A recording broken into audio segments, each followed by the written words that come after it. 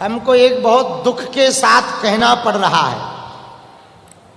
एक मौलाना हुए, अभी हैं, जर्जिस अंसारी। उन्होंने बयान दिया कि भगवान कृष्ण नमाज पढ़ते थे 5 ठटरी के बरे नक्कटा।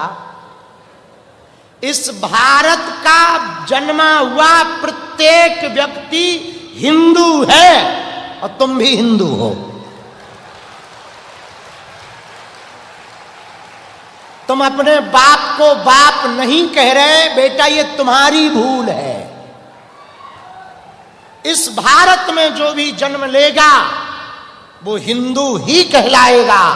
और हम भारत के खासकर इन अंसारी जी को मैसेज दे रहे, अंसारी जी घर वापसी कर लो, सही मौका है, यही मौका है। हाँ, और लौट कर ऐसी बात बोलना नहीं, वरना तुम्हारे दरवाजे पर ही हम भगवत गीता पाठ करेंगे। हाँ, ये कान खोलकर सुन लो, ठटरी बारेंगे। इन्होंने कहा भगवान नमाज पढ़ते थे। देखो, भगवान कृष्ण नमाज नहीं पढ़ते थे। आपका मजहब है, आप अपनी पूजा पाठ करो, हमारी पूजा पाठ में छेड़खान मत करो, गलत बयान मत दो, नहीं तो हम बोलेंगे तो फिर बड़ा बुरा लगेगा।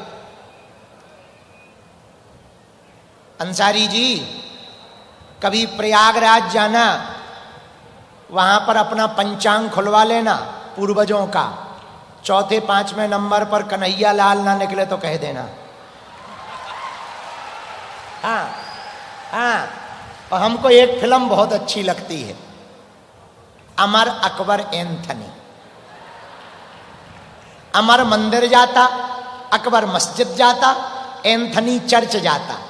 अमर मंदिर जाके पूजा करता, अकबर मस्जिद जाकर नमाज पढ़ता, एंथनी चर्च जाकर के प्रेयर करता। लेकिन फिल्म का अंत बड़ा गजब का है, तीनों का बाप कन्हैया लाल निकलता।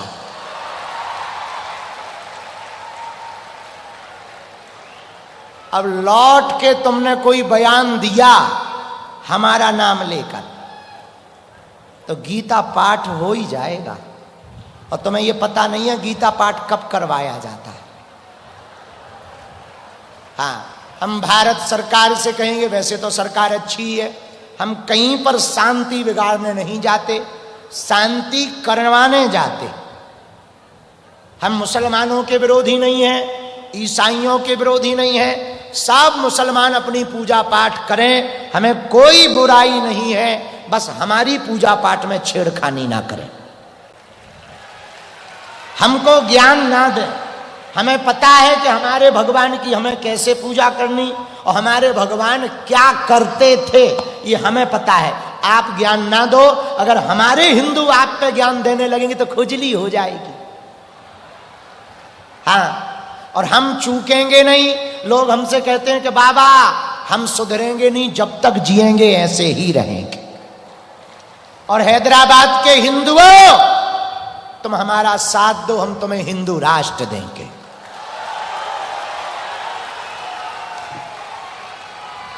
तो जब हम आ रहे थे तो हमको ये न्यूज दी, बताया गया, ऐसा कहा। हम उत्तर प्रदेश की सरकार के वहाँ के मुख्यमंत्री जी से कहेंगे इन भाई साहब को दोबारा ना बोलने की सजा दी जाए। हाँ, ये दोबारा, ताकि धार्मिक भावनाएं ना भड़के। धार्मिक भावना नहीं भड़कनी चाहिए, ऐसी बातें नहीं बोलनी चाहिए, समझदारी की बात नहीं है ये। हमारे सनातनी से भी हमारी प्रार्थना है कि आप भी किसी भी मजहब के भगवानों के खिलाफ ना बोलें, क्योंकि सबकी अपनी अपनी आस्था है, सबका अपना अपना अपनी अपनी श्रद्धा है, सबका अपना अपना भरोसा है। किसी भी हिंदू वो नहीं है जो मुसलमानों को गाली देता है, हिंदू वो है जो अपनी कमियों को सुधारता है। हाँ, लोगों को लगता कि हम हिंदू मुसलमान करते हैं, ये गलत अफवाह है। हम हिंदू हिंदू करते हैं। हाँ, हिंदू मुसलमान नहीं करते, हिंदू हिंदू कर, जो बात है वो हम सही सही बोलते, हमारी बात में कोई लाग लपेट नहीं होता। हम कुत्ता को कुत्ता ही कहते, कुत्ता जी नहीं कहते। हाँ, नंगा को नंगा ही कहते, नंगा जी नहीं कहते। हम तेलंगाना सरकार को धन्यवाद देंगे, वो सभी धर्मों की शांति के साथ व्यवस्था करती। यहां की पुलिस प्रशासन को जोरदार ताली बजाकर धन्यवाद दो। बहुत सुंदर व्यवस्था। तेलंगाना के मुख्यमंत्री जी को साधुवाद कि सभी धर्मों के लिए, सभी परंपराओं के लिए आप उतना ही प्रेम देते हो जितना पूरे भारत में है। इसलिए हम आपको बहुत बहुत साधुवाद धन्यवाद देते हैं कि ऐसे ही बनाए रखो, ताकि भारत में अशांति नहीं शांति फैले। और हम चाहते हैं तेलंगाना नित्य उन्नति करे और तेलंगाना में जल्दी बहुत बारिश हो। हाँ, हम ये प्रार्थना कर रहे ताकि धान खूब हो, और धान खूब होगी तो तेलंगाना के लोगों की खूब बल्ले बल्ले होगी। और हम यहाँ के मुख्यमंत्री जी को साधुवाद, उप मुख्यमंत्री जी का परिवार आया ही था, उनको भी साधुवाद, पुलिस प्रशासन को भी। आप लोग चिंता ना करें, हम यहाँ धार्मिक भावनाएं भड़काने नहीं, हम चाहते हैं इस देश में हिंदू मुसलमान ही ना हो, हम सब प्रेम पूर्वक रहें, आनंद के साथ रहें। लेकिन कोई यदि छेड़ेगा तो छोड़ेंगे भी नहीं,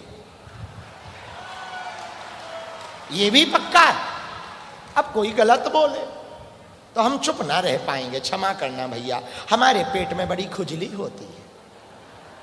हम सीधे साधे आदमी, गांव के आदमी, पढ़े लिखे हैं नहीं है, हमें तो जो समझ आता सो कह देते, सही सही बात।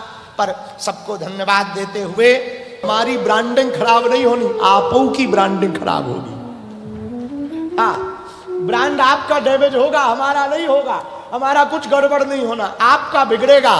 इतना कहते ही भगवान प्रहलाद जी से बोले, चिंता मत करो, हम अभी प्रकट होते। और भागवत में आया, गड़गड़ानो खंब फाटो चरचरानो, निक्सो नर नाहर को रूप अति भयानक है, गगड़ गड़ावे दसंजीप लप लप लसावे, चित्तवत सरोज मन मानो, अब खावत है खंबा फट गया और नरसिंह प्रकट हो।